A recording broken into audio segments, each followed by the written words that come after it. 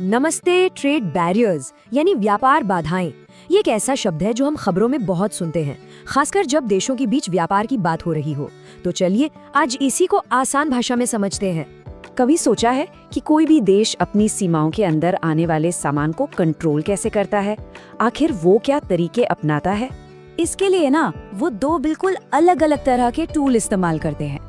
एक टूल तो वो है जो एकदम साफ साफ दिखाई देता है, और दूसरा वो है जो है तो सबके सामने पर एक पहेली की तरह छिपा रहता है।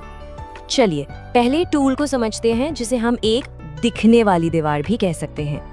तो ये टैरिफ आखिर है क्या? देखिए, बहुत सीधी सी बात है। ये बाहर से आने वाले सामान यानी इम्पोर्टेड गुड्स पर लगाया जाने वाला एक टैक्स या ड्यूटी है। अब ये काम कैसे करता है? प्रोसेस बहुत सिंपल है। मान लीजिए कोई प्रोडक्ट देश के बॉर्डर पर पहुंचा। दूसरा स्टेप, उस पर एक सीधा टैक्स यानी टैरिफ लगा दिया जाता है। और तीसरा, इसका नतीजा ये होता है कि खरीदार के लिए उस प्रोडक्ट का फाइनल प्राइस बढ़ जाता है। इससे होता ये है कि देश में बनने वाले सामान को थोड़ी बढ़त मिल जाती है। और हाँ, ये टैरिफ भी कई तरह के हो सकते हैं, जैसे कि एक्सपोर्ट ड्यूटी जो देश से बाहर जाने वाले सामान पर लगती है, या फिर इम्पोर्ट ड्यूटी जो देश के अंदर आने वाले सामान पर लगती है। इनके अलावा भी ट्रांजिट ड्यूटी, स्पेसिफिक ड्यूटी जैसे कई टाइप होते हैं। तो टैरिफ को समझने का सबसे अच्छा तरीका ये है कि इसे किसी देश के मेन दरवाजे पर लगा एक प्राइस टैग समझ लीजिए। ये एकदम साफ है, पारदर्शी है, हर कोई इसे देख सकता है। लेकिन कहानी में ट्विस्ट तो अब आता है। अब बात करते हैं दूसरे टूल की, नॉन टैरिफ बैरियर्स या एनटीबीज। ये एक छिपी हुई भूल भुलैया की तरह हैं। तो ये एनटीबीज क्या है? ये टैक्स के अलावा सरकार की वो पॉलिसीज और नियम हैं जो व्यापार को मुश्किल बनाते हैं। यहाँ ध्यान देने वाली बात ये है कि ये कोई डायरेक्ट टैक्स नहीं है। एक सोर्स से ली गई ये लाइन इसे बहुत अच्छे से समझाती है। ऐसी बाधाएं जिनके परिणाम स्वरूप निषेध, औपचारिकताएं या ऐसी परिस्थितियां बनती हैं जो वस्तुओं के आयात को मुश्किल बना देती हैं।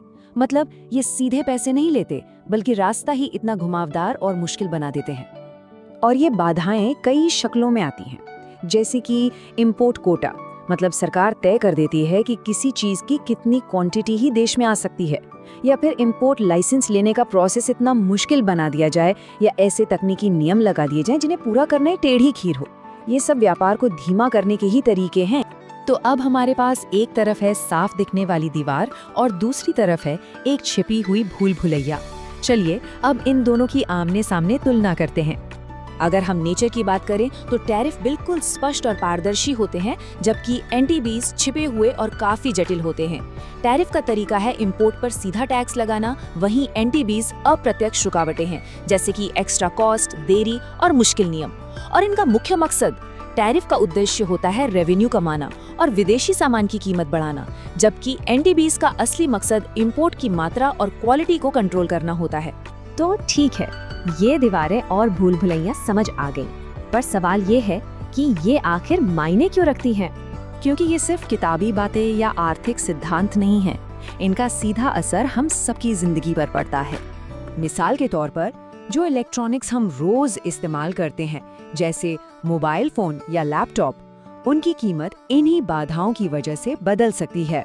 और बात सिर्फ कीमत की ही नहीं है, ये बाधाएं ये भी तय कर सकती हैं कि दुकानों की शेल्फ पर कौन से प्रोडक्ट मिलेंगे और कौन से नहीं।